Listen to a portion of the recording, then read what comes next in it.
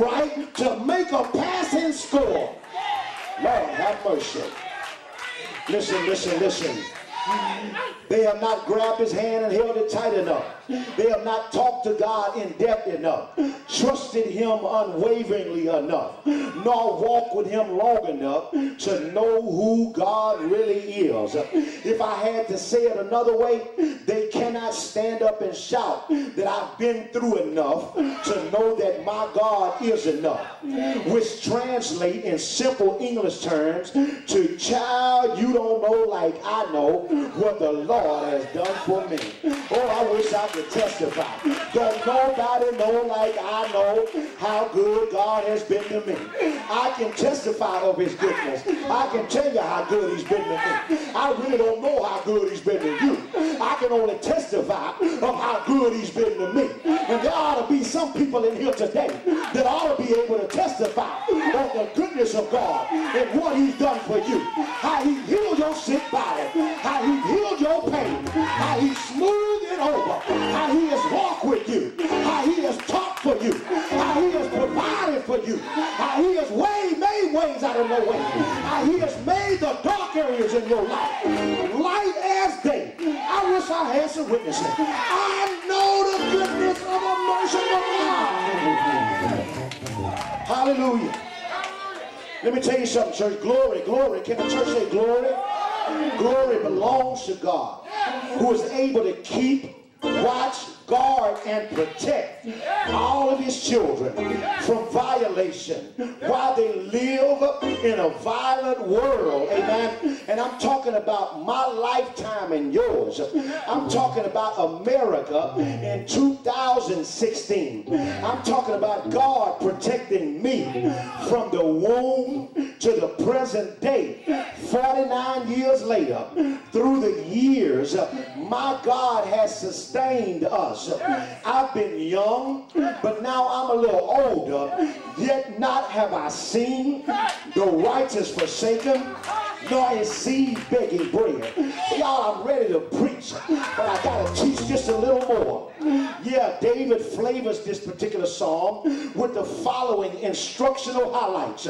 Sinners in prosperity and saints in adversity can cause Christians to be in mental complexity. There is an approaching ruin of the wicked, notwithstanding their prosperity. There is an approaching blessing for the righteous, notwithstanding their troubles. Don't focus or look too long at the chaos of your present condition, nor at the cataclysm nature of your impending doom. But I want to encourage every born-again believer and those that may not know the Lord to keep your eyes focused on Jesus, because Jesus should be the center of your joy. Oh yeah, there's a song that goes like this. I believe him now after all the years. He's been so faithful, he's proven to be true. Never more will I doubt or question why, because I've seen them all before and I know what God can do. I've been through enough to know that he'll be enough for me when he comes through too many times that puts my mind at ease for good. I'll stake my very life. He's going to take care of me because I've been through enough to know he'll be enough for me. I've been through enough, church, to know that God is enough because God is faithful. Can the church say God is faithful? Listen, verse number 24 says, though he fall, he shall not utterly cast down, for the Lord upholdeth him with his hand. That's good news. I'm going to read that one more time. Though we fall, we shall not utterly be cast down, for the Lord upholdeth us with his hand. Exegetically speaking, all of the Bible scholars understand exegesis means to draw out. In biblical exegesis, the opposite of exegesis is draw out, is eisegesis, which means to draw in.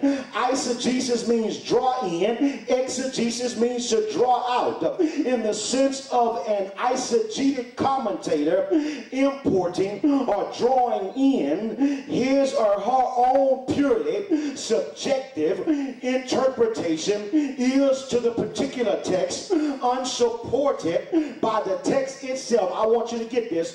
So exegetically, the text shares with us three things. Can the church say three things? It does this. It says, what may be. Can the church say what may be?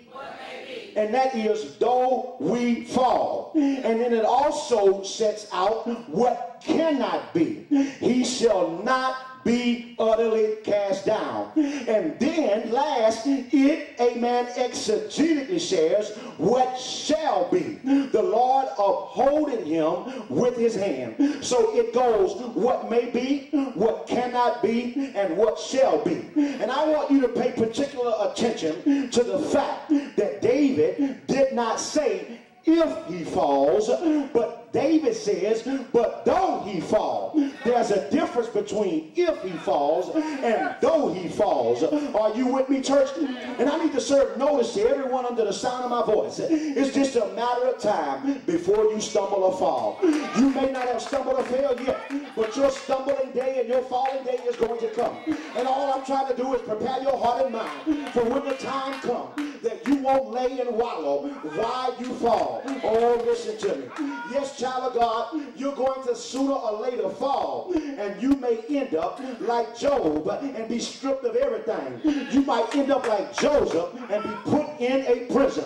You may end up like Jonah and be cast deep into the spiritual mouth of a whale or a large fish. On your mission, you're going to have some missteps in this life, but let me remind you that our God, the Lord that sits above, is faithful. Can I get a witness? He is a faithful God, and God cannot lie. Amen? Let me tell you, I wish there was just a residue of saints in here who can attest to God's faithfulness. Amen? Am I asking too much? Amen? I just need one or two people who can attest that he is with you even when you fall, even when you're down and out, even when you don't have a dime in your pocket, even when you are on your last days. Amen? And you are doomed and depressed. It does not mean that God has vacated the scene. God is allowing you to go through this, that you may stand the test of times, and that later you may give a testimony of his goodness. I wish I had some witnesses. As a matter of fact, do anybody here know that God he will catch you when you fall, even when you fall. Listen, let me tell you something. Grace will allow you to land on your feet. Can I get a witness? Grace does not necessarily keep you from falling down. You got to get this, church. Or every now and then, our great God and our God may do nothing but stand by and watch. Oh, and I said sometimes all he do is stand by and watch you fall, but don't miss the important point. What is the important point, Pastor Sykes? I'm glad you asked. Look with me at the particular text. Verse 24 says, though he fall, he shall not be utterly cast down, for the Lord upholding him with his hand. And what I want you to understand is even though you fall, you are still in God's hands. Woo! Lord, have mercy. Even though you fall, amen, you may fall, but you're still in his hands. Can I get a witness? Listen, although grace won't keep you from falling down, grace will keep you from staying down. Oh, y'all better look at what I'm saying. I said, even though sometimes you may fall down, the grace of God will not allow you to stay down, because the God that I serve, he will come and lift you up. Even though some people may come and try to put their foot on you, we got a God that will remove their foot, and his hand will never let you stay down. Even though people may drag your name through the mud, even though your friends may forsake you, even though you may be lied on, even though you may be talked about, we got a God that will not forsake us. Hallelujah. I'm so glad Y'all give me a few more minutes. Hey, yeah, you need to look at this. The Lord is not going to let you stay down because you're still in his hands. Your destiny is in God's hands.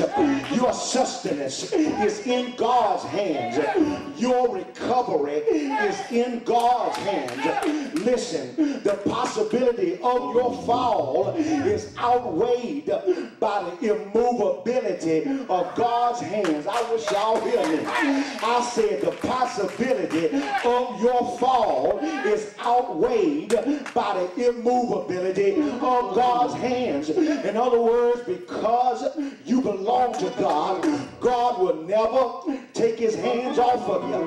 The Bible declares that nothing can pluck you out of the hands of a merciful God. And that's good news to shout on.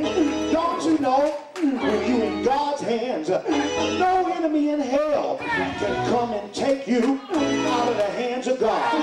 Even though you may be going through some things, even though your rent may be due, even though they may be giving you hell on your job, even though you might not be liked by many, we got a God that will be your friend. We got a God that will take care of your enemies. We got a God that will write you a check.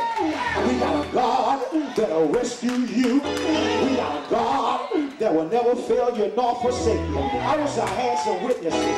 Oh, wow. Look. Oh, yeah, look. God has you in his hands. And watch this. Because you're in the hands of God, you may get up like Job, who had double wealth at last. Joseph, who reigned over Egypt at last. Jonah, who was safely put on the dry land. God is ever faithful. I've been through enough to know that my God is enough. My God is a friend. Though we fall, we shall not be utterly cast down, for the Lord upholdeth us with his hands. A friend will hold you up as we go through ups and downs of life and experience all its joys and sorrows. Jesus has fellowship with us. We are not alone. We do not travel in isolation. We have a friend. Oh, what a friend. Oh, what a friend we have in Jesus as we go through our good days as well as our bad days. The Lord is with us. Oh, yes. There was a British publication once offered a prize for the best definition of a friend. Y'all give me just a little bit of time. Amongst the thousands of answers received were the following. One who multiplies joy, divides grief, whose honesty is inviolable. One who understands our silence. They talk about a definition of a friend. They had a contest to see what the best definition was. And somebody said it was a volume of sympathy bound in cloth. They were trying to be eloquent. Somebody said a watch that beats true for all time and never stops ticking. Somebody said that the winning definition read this: a friend is the one who comes in when the whole world has gone out. Oh, I wish I had somebody to understand that Jesus will be your friend to the very end. And all others have forsaken you.